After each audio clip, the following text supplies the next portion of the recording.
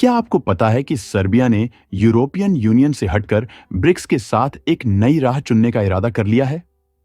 यह कदम सिर्फ एक देश का फैसला नहीं है, बल्कि एक बड़े वैश्विक बदलाव की शुरुआत हो सकता है। जहां एक और यूरोपियन यूनियन की पारंपरिक शक्तियां कमजोर होती दिख रही हैं, वहीं सर्बिया जैसे देश ब्रिक्स की ओर रुख कर रहे हैं। एक ऐसा संगठन जो विश्व की आर्थिक और राजनीतिक शक्ति को नए सिरे से परिभाषित करने की ताकत रखता है। इस वीडियो में हम जानेंगे कि कैसे सर्बिया का ब्रिक्स में संभावित प्रवेश यूरोप और विश्व की राजनीतिक स्थिति को बदल सकता है, और क्यों चीन और रूस जैसे शक्तिशाली देश इसका समर्थन कर रहे हैं। अंत तक जुड़े रहें, क्योंकि आप जानेंगे वो हर पहलू जो इस निर्णय को एक गेम चेंजर बना सकता है। यूरोपीय संघ का इतिहास दूसरी विश्व युद्ध के तुरंत बाद शुरू हुआ, जब यूरोप के देशों ने मिलकर यह संकल्प लिया कि वे एक दूसरे के साथ आर्थिक और राजनीतिक संबंधों को मजबूत करेंगे, ताकि भविष्य में इस तरह का विनाशकारी युद्ध फिर कभी न हो। 1951 में पेरिस संधि के तहत यूरोपीय कोयला और इस्पात समुदाय का गठन हुआ, जो यूरोप के एकीकरण की दिशा में पहला कदम था। इसके बाद 1957 में रोम की संधि हुई, जिससे यूरोपीय आर्थिक समुदाय और यूरोपीय परमाणु ऊर्जा समुदाय का गठन हुआ। यह संधियां आर्थिक सहयोग को बढ़ावा देने के उद्देश्य से की गईं, ताकि यूरोप के देश एक मजबूत और समृद्ध क्षेत्र बना सकें। धीरे धीरे यूरोपीय संघ का दायरा बढ़ता गया और इसने एक राजनैतिक संघ का रूप ले लिया।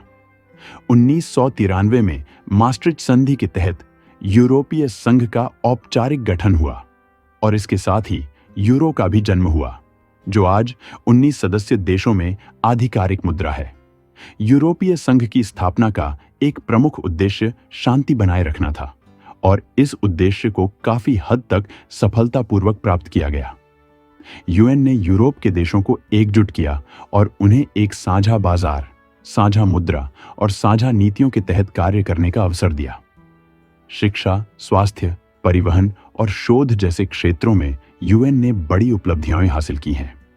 हालांकि इस विकास यात्रा के साथ कई चुनौतियां भी सामने आईं। सबसे प्रमुख चुनौती डेमोक्रेटिक डेफिसिट की रही, यानी कई यूरोपीय नागरिकों का यह मानना कि ईयू के निर्णय उनकी जरूरतों और इच्छाओं को सही तरह से नहीं दर्शाते। यूरोपीय संघ के बड़े निर्णय अक्सर बंद कमरों में लिए जाते हैं, और इस प्रक्रिया में पारदर्शिता की कमी महसूस की जाती है। इसके साथ ही ईयू की नौकरशाही और कानूनों की जटिलता भी इसके सदस्यों के बीच असंतोष का कारण बनी। 2008 की आर्थिक मंदी ने यूरोपीय संघ की आर्थिक प्रणाली की कमजोरियों को उजागर किया, खासकर यूरोजोन में, जहां अलग अलग अर्थव्यवस्थाओं को एक ही मुद्रा में संचालित किया जा रहा था। वित्तीय संकट ने बड़े मुद्दे खड़े कर दिए। ग्रीस, स्पेन, इटली जैसे देशों को भारी वित्तीय संकट का सामना करना पड़ा। इस संकट के दौरान यूरोपीय संघ ने अपने सदस्य देशों को आर्थिक सहायता देने के लिए कई योजनाएं चलाईं, लेकिन इससे कुछ देशों में असंतोष भी बढ़ा, क्योंकि उन्हें लगा कि उनके ऊपर आर्थिक अनुशासन की शर्तें थोपी जा रही हैं। इस स्थिति ने यूरोप में यूरोसेप्टिसिज्म, ईयू पर संदेह को और बढ़ावा दिया। अब बात करते हैं सर्बिया की, जो 2009 से यूयू में सदस्यता के लिए प्रयासरत है।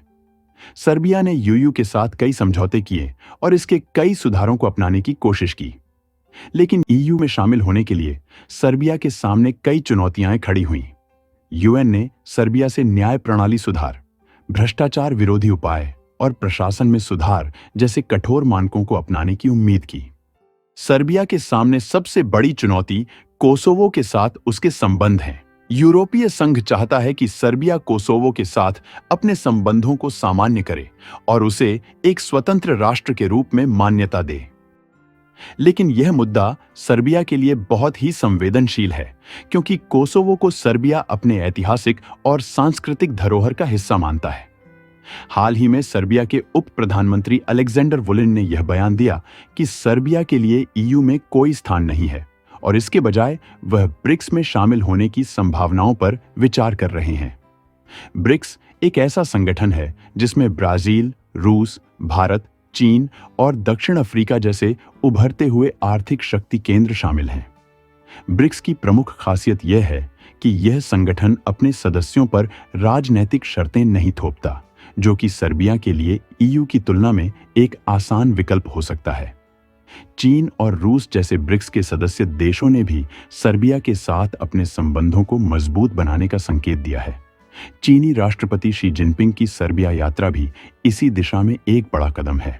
सर्बिया के ब्रिक्स की ओर झुकाव के साथ यूरोप में एक नई शक्ति संतुलन की संभावना देखी जा रही है।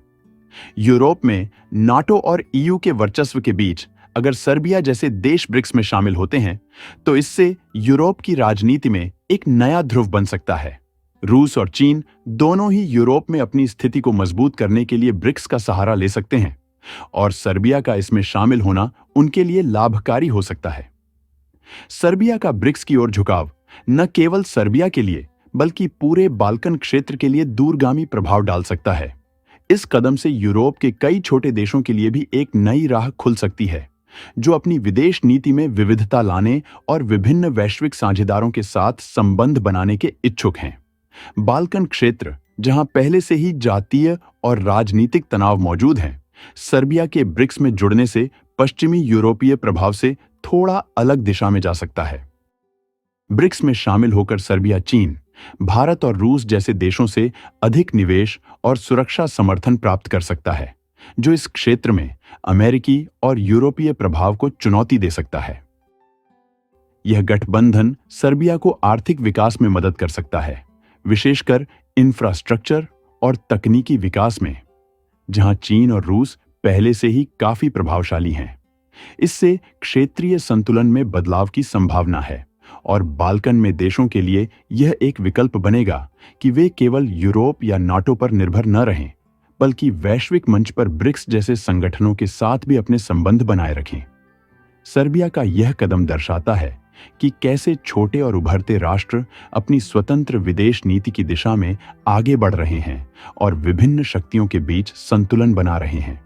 यह बदलाव केवल सर्बिया के लिए नहीं बल्कि वैश्विक राजनीति के लिए भी महत्वपूर्ण है, क्योंकि यह हमें बताता है कि आने वाले समय में भू राजनीतिक नक्शा कितना जटिल और विविध हो सकता है। तो दोस्तों, सर्बिया का ब्रिक्स की ओर झुकाव सिर्फ एक नई दिशा में कदम नहीं है, बल्कि यह एक बड़े वैश्विक बदलाव की शुरुआत भी हो सकता है। जहां यूरोपियन यूनियन की नीतियों और संरचना पर सवाल उठ रहे हैं, वहीं ब्रिक्स जैसे संगठनों का बढ़ता प्रभाव दर्शाता है कि आने वाले समय में शक्ति संतुलन में बड़े बदलाव संभव हैं। क्या सर्बिया का यह निर्णय एक नई दिशा में ले जाएगा या यह सिर्फ शुरुआत है? यह देखना वाकई रोमांचक होगा कि ब्रिक्स और इसके सदस्य देश दुनिया में कैसे अपनी जगह बनाते हैं। अगर आपको यह जानकारी महत्वपूर्ण लगी हो तो लाइक और सब्सक्राइब जरूर करें ताकि आप हमारे आने वाले सभी अपडेट्स से जुड़े रहें। धन्यवाद।